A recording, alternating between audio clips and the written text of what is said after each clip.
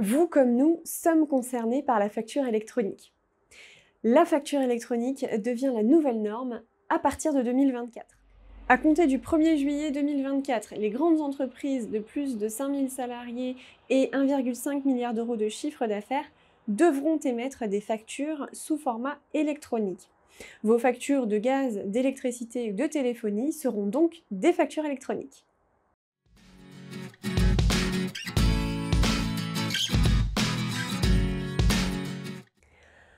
Une facture électronique, ce n'est pas simplement une facture dématérialisée, jointe à un mail ou disponible sur votre compte client EDF par exemple.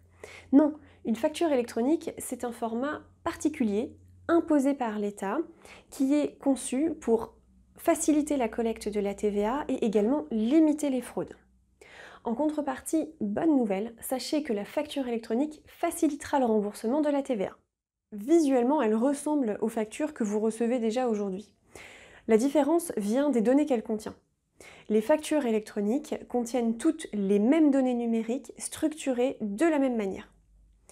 Ce nouveau format qui est donc harmonisé permet l'envoi des données, des informations directement par flux numérique, donc sans papier, depuis le professionnel vers sa plateforme et ensuite depuis la plateforme vers le destinataire professionnel. Au fait, si vous entendez parler de e-voicing ou FactureX, c'est la même chose, ce sont les autres noms de la facture électronique. De nombreux pays comme le Mexique, l'Italie, la Grèce ou encore l'Espagne ont déjà adopté la facture électronique. En France, d'ici juillet 2024, retenez que pour recevoir certaines factures, vous allez devoir choisir une plateforme. Concrètement, cela signifie donc que vous devez posséder un ordinateur et avoir un réseau internet suffisant. Vous aurez le choix entre différentes plateformes, celles publiques proposées par l'État ou bien d'autres plateformes privées. Chacun sera libre de choisir. Alors au début, ce ne sera que quelques factures, celles des grandes entreprises. Donc par exemple Orange, EDF, GDF, Lactalis, Métro, Eureden.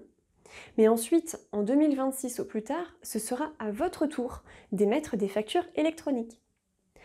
Donc cette évolution est obligatoire et bien sûr, nous vous accompagnerons au fur et à mesure des décrets et des ajustements, notamment pour vous aider à choisir la plateforme, publique ou privée, qui correspond le mieux à vos besoins.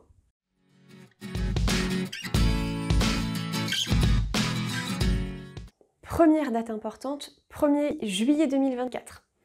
Vous commencez à recevoir des factures en mode électronique de la part des grandes entreprises via une plateforme spécifique que vous aurez donc choisie. Vous serez probablement averti par mail de l'arrivée de votre facture sur la plateforme que vous aurez choisie. Pour le paiement, vous ferez comme d'habitude. Simplement, vous devrez probablement retourner sur votre plateforme pour indiquer que la facture en cause a bien été payée. Deuxième date à connaître, 1er janvier 2025. C'est au tour des entreprises de taille intermédiaire, 250 salariés, 50 millions de chiffre d'affaires, de devoir émettre des factures sous forme électronique. Donc, davantage d'entreprises seront concernées.